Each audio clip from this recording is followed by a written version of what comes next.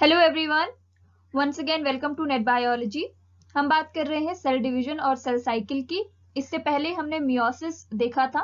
Meiosis में क्या क्या स्टेजेस होती हैं। दो टाइप का मियोसिस होता है, मियोसिस वन, मियोसिस सेकंड। उनमें क्या क्या सब फेजेस होती हैं, उनकी स्टेजेस क्या क्या है, ये सब कुछ देखा था। और हमने देखा था कि जो मियोसिस वन है, पहले मियोसिस वन से स्टार्ट करेंगे। मियोसिस वन में जो प्रोफेज है वो सबसे लंबी थी और वो 5 और सब स्टेजेस को कंसिस्ट करती थी, राइट। तो हम उसी के बारे में डिस्कस करेंगे। वो 5 जो सब स्टेजेस हैं वो बहुत इंपॉर्टेंट है यहाँ पे। तो उनको समझने के लिए हम सबको इंडिविजुअली देखेंगे, ठीक है। लेप्टोटीन या फिर आपका डाइकाइनेसिस है या डिप्लोटीन है या कोई भी सब स्टेज है, उसको हम डिटेल में देखने वाले हैं।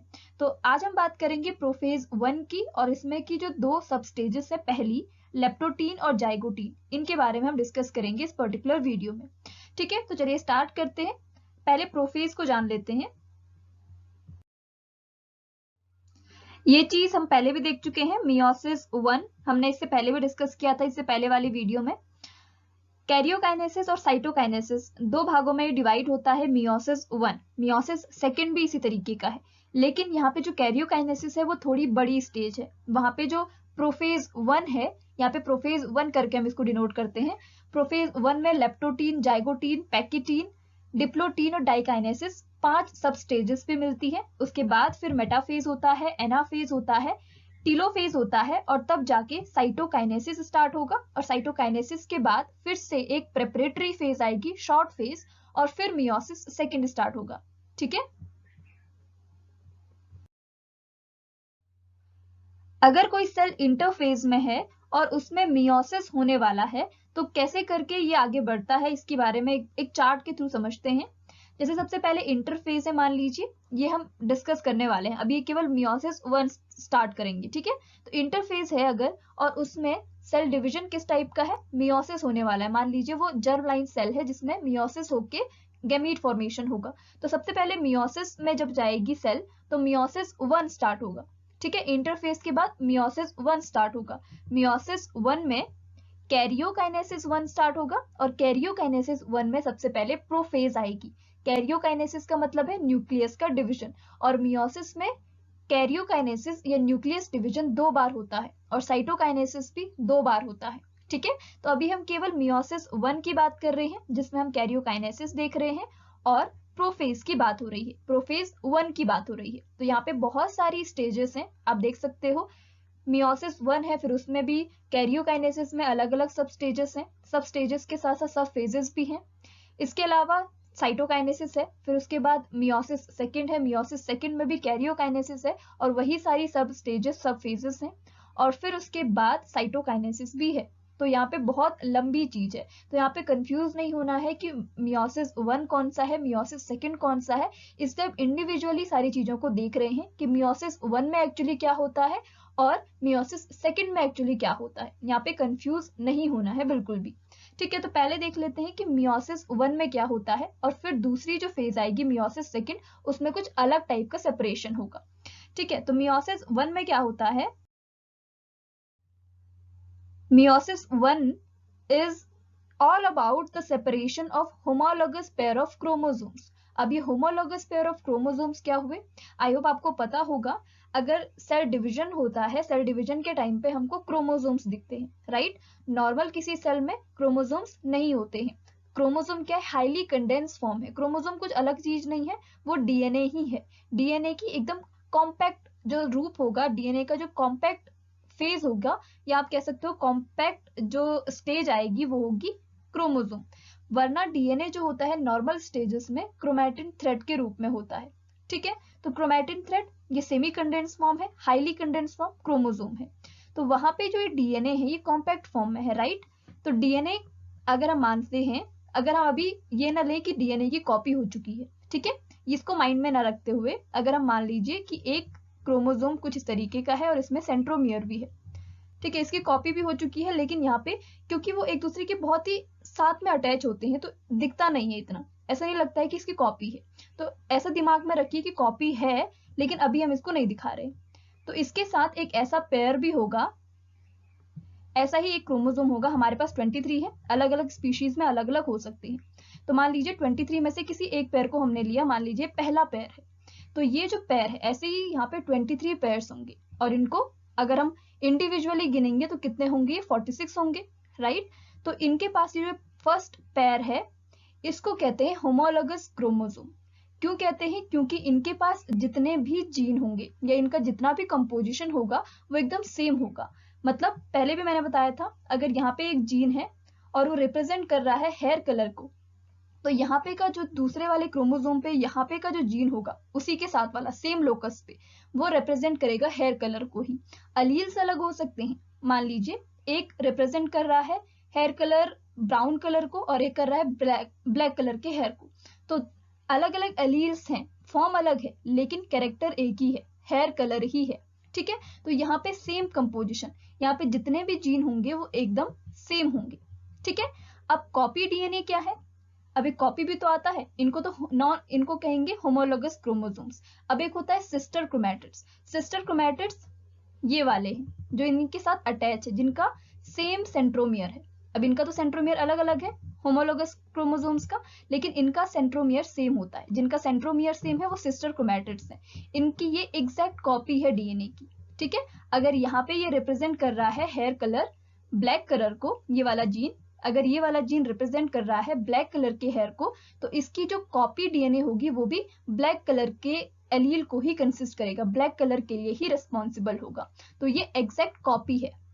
ये मान लीजिए ये वाला ओरिजिनल डीएनए है तो ये इसकी एग्जैक्ट कॉपी होगी, लेकिन ये इसकी कॉपी नहीं है, ये इसका पेयर है और इसे होमोलोगस पेयर कहते हैं। तो इन केस ऑफ मियोसिस 1 इनके बीच में सेपरेशन होता है। सिस्टर क्रोमैटिड्स वैसे ही रहेंगे, सेपरेशन किनके बीच में होगा? इनके बीच में। एक सेल में चले जाएगा और दूसरा दूसरे सेल में चले जाएगा। तो किसका सेपरेशन होगा मियोसिस 1 में? होमोलोगस पेयर ऑफ क्रोमोसोम्स का सेपरेशन होगा, ठीक है। समझ में आ गया होमोलोगस पेयर क्या है और सिस्टर क्रोमैटिड्स क्या है। जिनके सेंट्रोमियर सेम है वो सिस्टर क्रोमैटिड्स, जो पेयर में है वो होमोलोगस पेयर। तो पहले होमोलोगस पेयर सेपरेट होते हैं, फिर उसके बाद सिस्टर क्रोमैटिड्स सेपरेट होते हैं। तो इसीलिए मियोसिस सेकंड भी हो रहा है क्योंकि सिस्टर क्रोमैटिड्स को भी सेपरेट होना है, ठीक है। तो पहले वाले में होमोलोगस पेयर का सेपरेशन। अब प्रोफेज 1 जो है 1 से पता चल जाता है कि ये मियोसिस के बारे में हम बात कर रहे हैं, क्योंकि प्रोफेज तो हमारा माइटोसिस में भी होता है, लेकिन 1 जहां पे आ जाएगा तो आप समझ लीजिए कि ये मियोसिस की बात हो रही है, क्योंकि वहीं पे 2 प्रोफेज होती हैं।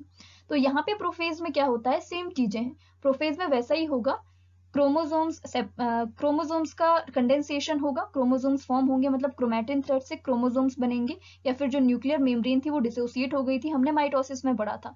ऐसा ही कुछ यहाँ पे भी होता है, लेकिन यहाँ पे सब स्टेजेस भी होती हैं और इन्हीं सब स्टेजेस में ये सारी चीजें होती है। साथ ही यहाँ पे एक और चीज जो है वो माइटोसिस से जो अलग है वो है पेयरिंग ऑफ होमोलोगस क्रोमोसोम्स।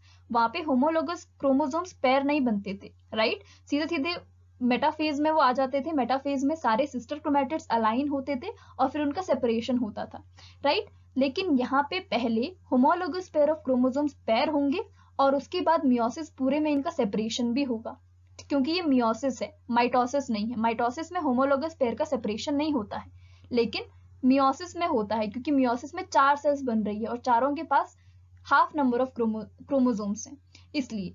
तो यहाँ पे होमोलोगस क्रोमोसोम्स की पेयरिंग भी होगी और प्रोफेज में ही ये फेज चलती है। और प्रोफेज में बाकी चीजें वैसी ही होगी, न्यूक्लियर मेम्ब्रेन लास्ट सब स्टेज तक न्यूक्लियर मेम्ब्रेन भी डिसोसिएट हो जाएगी, फिर सेंट्रियोल जो है वो पोल्स पे आ जाएंगे, स्पंडल फाइबर फॉर्मेशन होगा, क्रोमोसोम्स फॉर्म होंगे, ये सारी चीजें होंगी।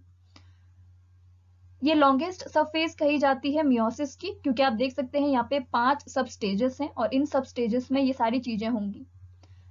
कैरियोकाइनेसिस की या मियोसिस 1 की ये सबसे लॉन्गेस्ट सब फेज है और इसके पास सब स्टेजेस भी होती हैं, जैसे लेप्टोटीन, पहले बात कर चुके हैं, लेप्टोटीन, जाइगोटीन, पैकिटीन या पैचिटीन इसे कहते हैं, आप कैसे भी इसको प्रोनाउंस कर सकते हो, डिप्लोटीन एंड डाइकाइनेसिस। और इनका सीक्वेंस भी बहुत इंपॉर्टेंट है, leptotene, zygotene, pachytene, diplotene and diakinesis, इनमें कंफ्यूज नहीं होना है। अब इन सबको हम इंडिविजुअली देखेंगे कि इनमें क्या क्या चेंजेस होते हैं, ठीक है। पहले इस वीडियो में हम केवल इन्हीं दोनों के बारे में डिस्कस करेंगे, लेप्टोटीन और जाइगोटीन के बारे में। सबसे पहले बात करते हैं लेप्टोटीन सब स्टेज से। लेप्टोटीन को दूसरे शब्दों में लेप्टोनिमा भी कहा जाता है और यहाँ पे जो लेप्टोज है इसका मतलब होता है थिन, और टीन या निमा में इसका मतलब होता है थ्रेड। दोनों ही का मतलब थ्रेड से है। ठीक है, तो यहाँ पे जितनी भी फेजेस हैं, मतलब डिप्लोटीन तक, डिप्लोटीन है फिर डाइकाइनेसिस अलग हो गया, डिप्लोटीन तक सबका मतलब थ्रेड से है। और ये थ्रेड कौन सा है? क्रोमेटिन थ्रेड या क्रोमेटिन फाइबर। यहाँ पे इसका कंडेंसेशन चलता है।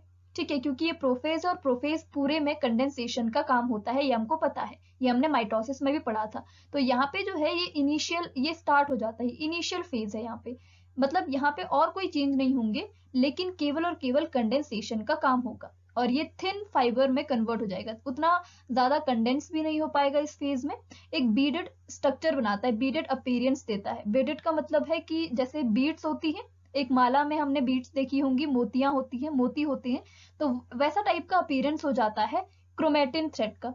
ठीक है, इस फेज में, लेप्टोटीन में। This phase begins after interphase. So nucleus consists of replicated DNA, क्योंकि हमको पता है इंटरफेज के बाद मियोसिस 1 स्टार्ट होता है और मियोसिस 1 में ही प्रोफेज 1 सबसे पहली फेज है। तो यहाँ पे ये कंसिस्ट करता है रेप्लिकेटेड डीएनए को भी। ये चीज हमको हमेशा माइंड में रखनी है कि यहाँ पे रेप्लिकेटेड डीएनए भी है। ठीक है, डीएनए की एक कॉपी भी है। In leptotin, chromatin fibers start to condense into long and thin threads. यहाँ पे स्टार्ट हो जाता है कंडेंसेशन का काम, क्रोमेटिन फाइबर्स या क्रोमेटिन थ्रेड्स कन्वर्ट हो जाते हैं लॉन्ग और थिन थ्रेड में। ठीक है, क्रोमेटिन थ्रेड क्या है? डीएनए का ही एक सेमी कंडेंस फॉर्म है, मतलब उतनी कंडेंस नहीं है, बहुत ही कम कंडेंस फॉर्म होती है। यहाँ पे हिस्टोन प्रोटीन के अराउंड में कॉइल होते हैं डीएनए।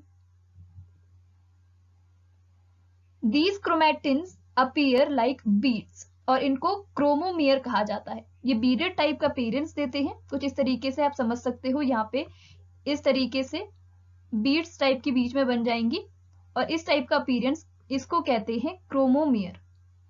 ठीक है, क्रोमोमियर लाइक का अपीयरेंस, इतना बीडेड स्ट्रक्चर ऐसे कुछ बन जाता है, ऐसे टाइप का अपीयरेंस दिखता है क्रोमेटिन थ्रेड का। Nuclear and other membranes remain as it is, so no changes occurs with centriole also. Centriole के साथ भी कोई चेंजेस नहीं होते हैं, मतलब यहाँ पे अभी जो स्पिंडल फाइबर्स थे उनका भी फॉर्मेशन स्टार्ट नहीं हुआ है, ना ही सेंट्रोमियर ना ही सेंट्रियोल पोल्स की तरफ माइग्रेट हुआ है। ठीक है, कुछ चेंज नहीं हुआ है सेंट्रियोल में भी, ना ही न्यूक्लियर मेम्ब्रेन डिसोसिएट हुई है, न्यूक्लियर मेम्ब्रेन सेम है। Other cell membrane, cell organelle membrane जैसे गोल्जी बॉडी या फिर ER, soft ER, rough ER, इन सब में भी कोई चेंज नहीं होता है।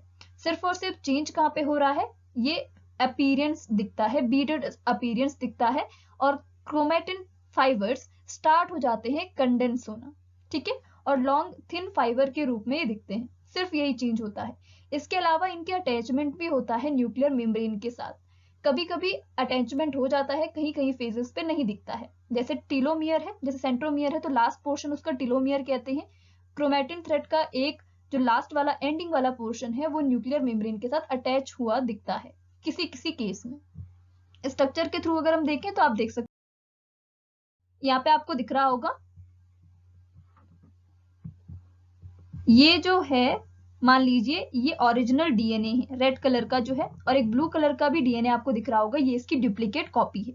वैसे ही आपको ये भी दिख रहा होगा, यहाँ पे केवल एक पैर दिखाया गया है, ऐसे ही हमारे पास बहुत सारे, इस बहुत बड़ा क्रोमेटिन थ्रेड है और उस पूरे बड़े क्रोमेटिन थ्रेड के फिर अलग अलग पीसेस होंगे और उसके बाद क्रोमोसोम्स बनेंगे।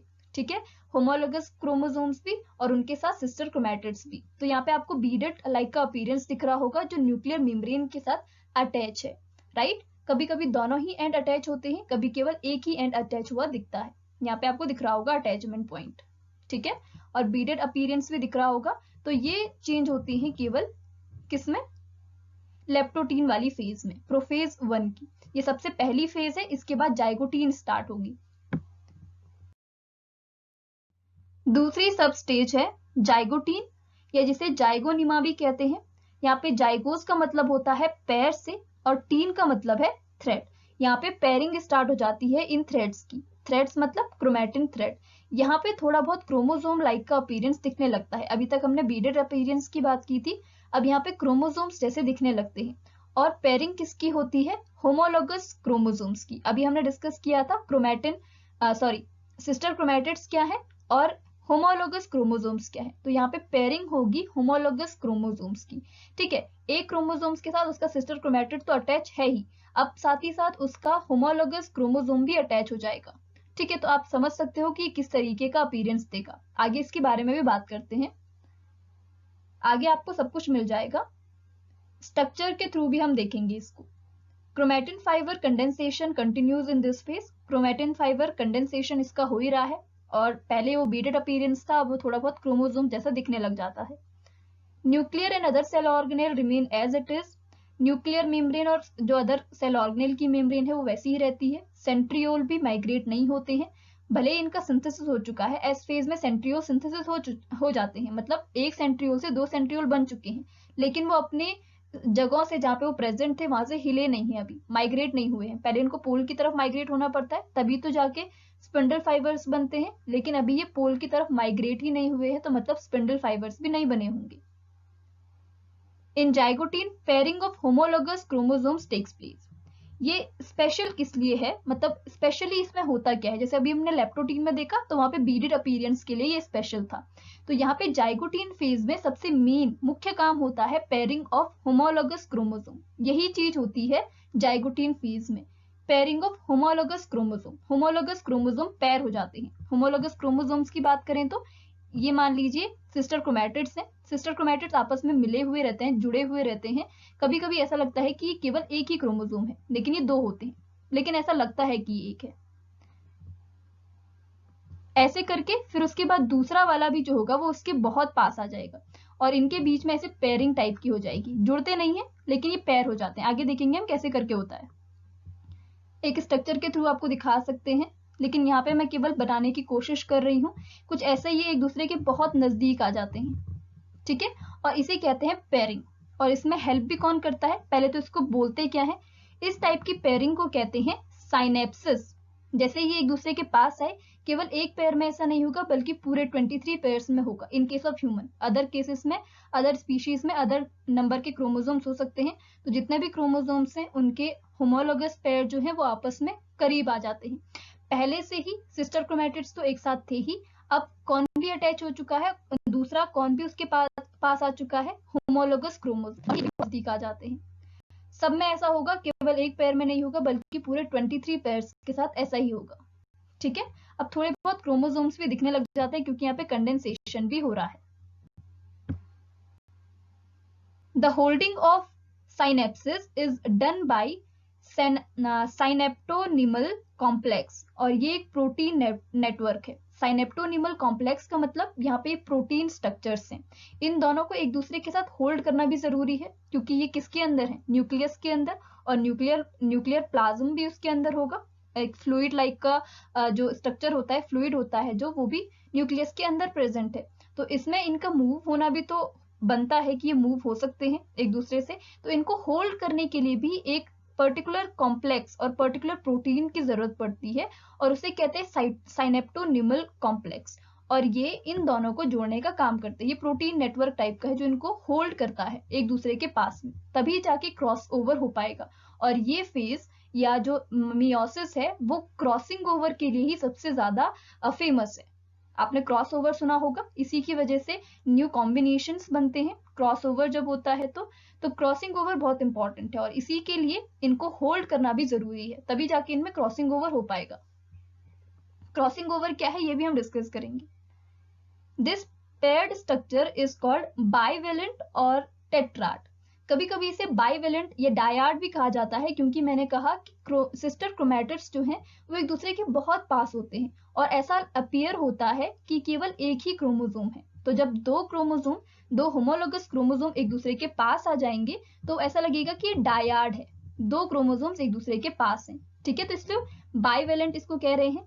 लेकिन इनके साथ कुछ टाइम के बाद फिर से ये जो सिस्टर क्रोमैटिड्स हैं वो भी स्प्लिट होते हुए दिखते हैं। मान लीजिए कुछ ऐसा अपीयरेंस हो रहा है तो इसको हम बाइवेलेंट कहेंगे, लेकिन इसके पास सिस्टर क्रोमैटिड्स भी तो हैं। सिस्टर क्रोमैटिड्स जो होते हैं वो बहुत नजदीक होते हैं, कभी कभी ऐसा लगता है कि केवल एक ही क्रोमोसोम है, पर कुछ टाइम के बाद इसी जाइगोटीन में कुछ टाइम के बाद ये ऐसे अपीयर होने लग जाते हैं, मतलब ऐसे अपीयर होने लग जाते हैं। एक सेंट्रोमियर के साथ ऐसा लगता है कि 2 क्रोमोसोम्स अटैच हैं एक ही सेंट्रोमियर के साथ 2 क्रोमोसोम है। तो ऐसे ही अगर एक होमोलोगस क्रोमोसोम भी इसके नजदीक आ जाएगा तो ऐसा अपीयर होगा कि ये टेट्राड बना रहे हैं। ठीक है, तो इसलिए इसको बाइवेलेंट और टेट्राड हम कह सकते हैं। यहाँ पे कैसा भी बन रहा है आगे हम इसको देखेंगे। ऐसे करके 2 क्रोमोसोम्स एक दूसरे के पास आ गए, होमोलोगस क्रोमोसोम, और उनके पास सिस्टर क्रोमैटिड्स भी हैं, तो वो टेट्राड जैसे लगते हैं। तो इसको बाइवेलेंट और टेट्राड या डायाड भी कहा जाता है अगर ये स्प्लिटिंग नहीं हुई है। तो इस टाइम पे इसको बाइवेलेंट कहेंगे और इस टाइम पे इसको टेट्राड कहेंगे। ठीक है, क्रॉसओवर और crossing over starts in this phase. यहाँ पे स्टार्टिंग हो जाती है क्रॉसओवर की, लेकिन पूरी तरीके से क्रॉसओवर पैकिटिन में होता है, या पैचिटिन भी इसे कहते हैं। Non sister chromatids make cross with each other. यहाँ पे केवल क्रॉस होता है, ठीक है, फ्यूज नहीं होते हैं, ये सिर्फ क्रॉस बनाते हैं। नॉन सिस्टर कौन हुए? सिस्टर क्रोमैटिड्स तो वो हुए जिनके सेंट्रोमियर सेम है। अब जिनके सेंट्रोमियर सेम नहीं है, मतलब होमोलोगस का मान लीजिए एक ये वाला और एक ये वाला, ये जो एक दूसरे के पास में है, जो आर्म्स एक दूसरे के पास में है लेकिन इनका सेंट्रोमियर सेम नहीं है, ये आर्म्स क्या कहलाएंगी? Non sister chromatids. ये नॉन सिस्टर क्रोमैटिड्स के बीच में ही क्रॉसओवर होता है। तो यहाँ पे केवल और केवल ये ऐसा क्रॉस बनाएंगे, जैसे मान लीजिए ये एक आर्म है, ये एक क्रोमोसोम की आर्म है और ये दूसरी वाली आर्म है, तो ये केवल ऐसे क्रॉस बनाएंगे। यहाँ पे सिर्फ और सिर्फ ये क्रॉस बनेगा, बाकी फ्यूजन कुछ नहीं होगा, क्रॉसओवर कंप्लीट नहीं होगा, सिर्फ स्टार्ट होगा। ठीक है, डायग्रामेटिकली अगर हम देखें तो ये होता है बाइवेलेंट फॉर्मिंग, ये होंगे बाइवेलेंट। यहाँ पे तो आपको अलग अलग करके दिखाया गया है, लेकिन कभी कभी ऐसा लगता है, मतलब इनिशियल स्टेजेस में ऐसा लगता है जाइगोटीन की कि केवल एक ही क्रोमोसोम है, मतलब 2 सिस्टर क्रोमैटिड्स नहीं दिखते हैं, केवल एक ही दिखता है वो। तो यहाँ पे इसको बाइवेलेंट कहते हैं या डायाड कहा जाता है। लेकिन कुछ टाइम के बाद ये स्प्लिटिंग हो जाती है, थोड़ा इस तरीके का स्ट्रक्चर दिखने लगता है जिसे हम टेट्राड भी कहते हैं। ठीक है, अब यहाँ पे आपको दिख रहा होगा कि ये एक दूसरे से जुड़े हुए हैं। ये होमोलोगस क्रोमोसोम है, एक ये वाला और ये वाला, ये होमोलोगस क्रोमोसोम है और इनके बीच में ये जो एक ही सेंट्रोमियर के साथ अटैच हैं वो सिस्टर क्रोमैटिड्स हैं। तो ये जो होमोलोगस क्रोमोसोम है, यहाँ पे ये ध्यान रखने की जरूरत है, होमोलोगस क्रोमोसोम क्या हुआ, सिस्टर क्रोमैटिड्स क्या हुआ और नॉन सिस्टर क्रोमैटिड्स क्या हुआ, क्योंकि ये तीनों चीजें इंपॉर्टेंट है। होमोलोगस क्रोमोसोम 2 अलग अलग क्रोमोसोम जैसे हमने बताए, सिस्टर क्रोमैटिड्स जो एक ही सेंट्रोमियर वाले क्रोमोसोम्स हैं। 2 आर्म यहाँ पे आपको दिख रही होगी, एक ही सेंट्रोमियर के साथ अटैच है, ये क्या है, सिस्टर क्रोमैटिड्स। और जिनके सिस्टर क्रोमैटिड्स जो सिस्टर नॉन सिस्टर क्रोमैटिड्स हैं वो क्या है, ये 2 आर्म्स, ये वाली, ये 2 आर्म्स क्या कहलाएगी, नॉन सिस्टर क्रोमैटिड्स, और ये वाली और फिर ये वाली भी नॉन सिस्टर क्रोमैटिड्स होगी, क्योंकि ये एक ही सेंट्रोमियर के साथ अटैच नहीं है। तो क्रॉसिंग ओवर किसकी होती है, नॉन सिस्टर क्रोमैटिड्स की होती है। होमोलोगस पेयर ऑफ क्रोमोसोम पास आ जाते हैं जाइगोटीन फेज में, और यहाँ पे कौन सा कॉम्प्लेक्स हेल्प करता है, साइनेप्टोनिमल। साइनेप्टोनिमल कॉम्प्लेक्स ये प्रोटीन नेटवर्क है जो इनको एक दूसरे के साथ जोड़ने में हेल्प करता है, यहाँ पे आपको दिख रहा होगा। ठीक है, एक और डायग्राम के थ्रू आप देख सकते हैं, ये होते हैं होमोलोगस पेयर ऑफ क्रोमोसोम्स, ये कि ब्लू वाला और ये रेड वाला, ये दोनों होमोलोगस क्रोमोसोम्स हैं। ये इनका सेंट्रोमियर है और काइनेटोकोर जहाँ पे स्पिंडल फाइबर अटैच होंगे। सिस्टर क्रोमैटिड्स कौन से हैं, ये दोनों ही रेड वाले सिस्टर क्रोमैटिड्स हैं, दोनों ही ब्लू वाले सिस्टर क्रोमैटिड्स हैं। और नॉन सिस्टर क्रोमैटिड्स कौन है, रेड और ब्लू, ये नॉन सिस्टर क्रोमैटिड्स है। अब इन्हीं के बीच में क्रॉसओवर होगा। ठीक है, स्टार्ट हो जाता है यहाँ पे, लेकिन पूरी तरीके से कंप्लीट पैकिटिन में होता है। तो आगे हम वही क्रॉसओवर देखेंगे, पैकिटिन में क्या क्या चीजें होती हैं। पैकिटिन फेज, इसे पैचिटिन भी कहा जाता है और पैकिटिन भी कहते हैं। ठीक है, और यहाँ पे आपको ये व्हाइट कलर के कुछ फाइबर्स यहाँ बीच में दिख रहे होंगे, यही क्या है, साइनेप्टोनिमल कॉम्प्लेक्स है। ये प्रोटीन्स इन दोनों को जोड़ने का काम कर रही है। तो यहाँ पे केवल एक पेयर दिखाया गया है, ऐसे 23 पेयर्स के साथ कुछ इसी टाइप का सीन होगा, और 23 इसी टाइप से पेयरिंग होगी इन केस ऑफ जाइगोटीन। ठीक है, अब पैकिटिन में होगा क्रॉसओवर, यहाँ पे केवल क्रॉस स्टार्ट हो जाता है, पूरी तरीके से कंप्लीट पैकिटिन में होता है। नेक्स्ट वीडियो में हम पैकिटिन के बारे में ही बात करेंगे। Thank you so much.